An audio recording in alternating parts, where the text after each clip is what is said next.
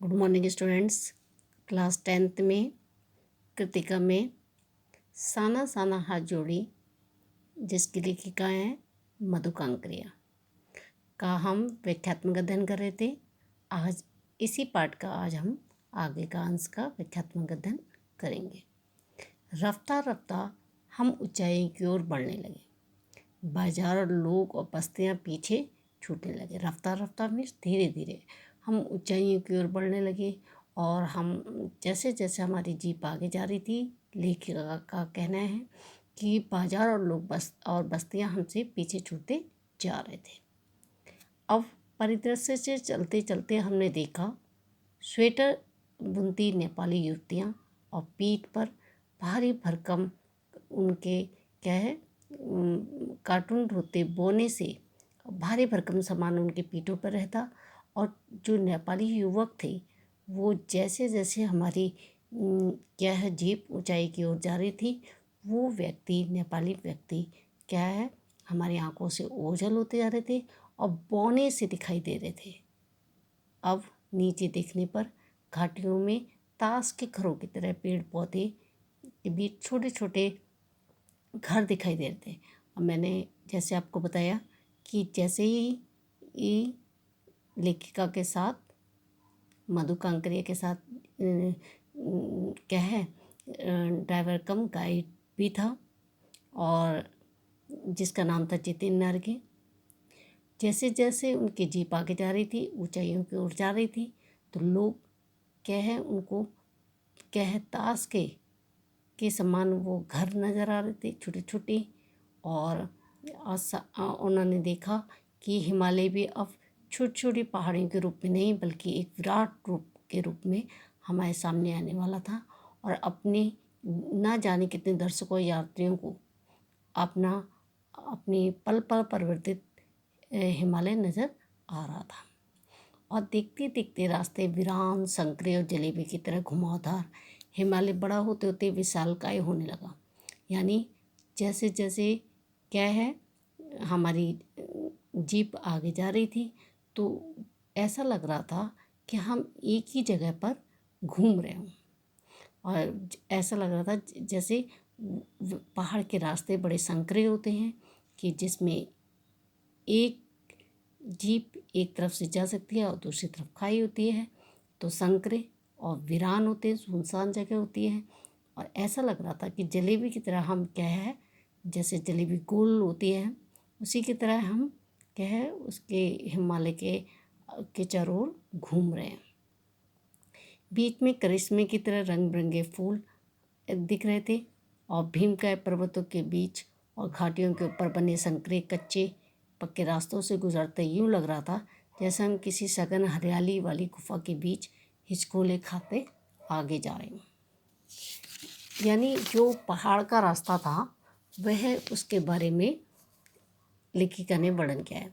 इस बिखरी असीम सुंदरता का मन यह प्रभाव पड़ा कि सभी सैलानी झूम झूम कर गाने लगे। और यहाँ पे किसका वर्णन किया गया है? गैंगटॉक का। तो वहाँ की सुंदरता का मन पर यह प्रभाव पड़ा कि सभी सैलानी झूम झूम कर गाने लगे, सुहाना सफ़र और ये मौसम हंसी। जैसे कि ये पिक्चर का गीत है।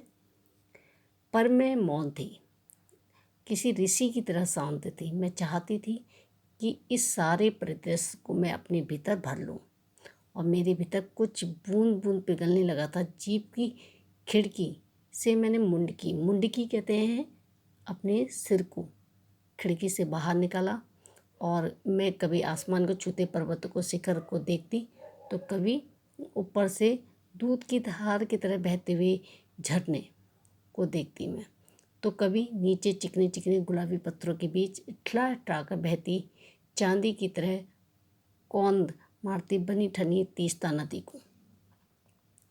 अब लेखिका कह रही है कि मैं इस पूरे प्रकृति के दृश्य को अपने अंदर समा देना चाहती थी।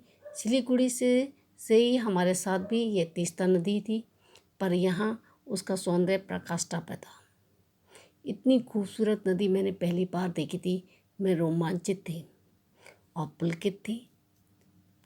चिड़िया के पंखों की तरह हल्की थी।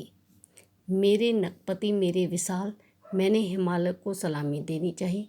उनकी तभी जीप एक जगह रुकी। खूब ऊंचाई से पूरे वेग के साथ ऊपर शिखरों से गिरता फेन उगलता झरना, और जो उन्होंने जिस झरने का वर्णन किया है उसका नाम था सेवन सिस्टर्स वाटरफॉल। क्या नाम था उसका? नाम सेवन सिस्टर्स वाटरफॉल। फ्लैश चमकने लगे।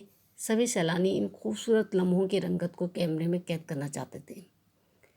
आदिम युग की किसी अभिशप्त यानी शापित राजकुमारी सी मैं भी नीचे बिखरे भारी भरकम पत्थरों पर बैठ झरने के संगीत के साथ ही आत्मा का संगीत सुनने लगी। थोड़ी देर बाद ही बहती जलधारा में पांव डुबोया तो भीतर तक भीग गई। मन काव्यमय हो उठा और सत्य और सौंदर्य को छूने लगा।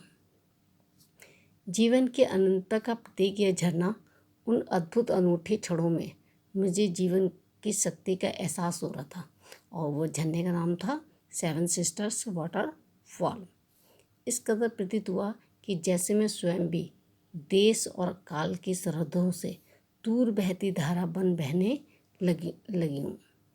भीतर की ये सारी तामसिकताएँ और दुष्ट वासनाएँ इस निर्मल धारा में बह गईं।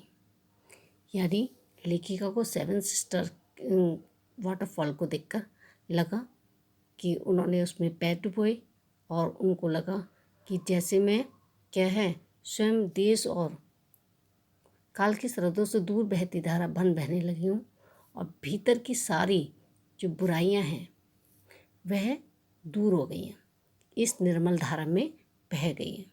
मन हुआ कि अनंत समय तक ऐसे ही बहती रहूं, सुनती रहूं इस झरने की पुकार को। यानी इस निर्मल झरने को देखकर जितनी भी मन की जो सारी बुराइयां थीं वो सारी इस क्या हो गई, झरने के साथ बह गई। इस झरने की पुकार को और जितेन मुझे ठेलने लगा। आगे इससे भी सुंदर नज़ारे मिलेंगे। जितेन ने कहा कि आपको इससे भी ज़्यादा सुंदर क्या होगा, आपको दृश्य देखने को मिलेंगे। अनमनी सी मैं उठी। थोड़ी देर बाद ही फिर वही नज़ारे आँखों और आत्मा को सुख देने वाले। कहीं चटक हरे रंग का मोटा कालीन ओढ़े तो कहीं हल्का पीला पल लिए तो कहीं प्लस्तर उखड़ी दीवार की तरह पथरीला, और देखते ही देखते परिदृश्य सब छूमंतर हो गए, जैसे किसी ने जादू की छड़ी घुमा दी हो। सब बादलों की एक मोटी चादर, सब कुछ बादल में। यानी जो दृश्य देखा था वह सारा का सारा हम जैसे जैसे आगे बढ़े वो ऐसे लगा जैसे कि क्या है बादलों की ओट में छिप गया हो। तो बच्चों, आज आपने लेखिका द्वारा सेवन सिस्टर वाटरफॉल का वर्णन किया लेखिका ने, और उनको लगा कि मेरे भीतर की सारी तामसिकताएँ और दुष्ट वासनाएँ इस निर्मल धारा में बह गई हैं। सारी तामसिकताएँ यानी सारी बुराइयाँ। तो बच्चों, इसी पाठ के आगे का हम नेक्स्ट वीडियो में इस पाठ के आगे का अंश का व्याख्यात्मक अध्ययन करेंगे। धन्यवाद।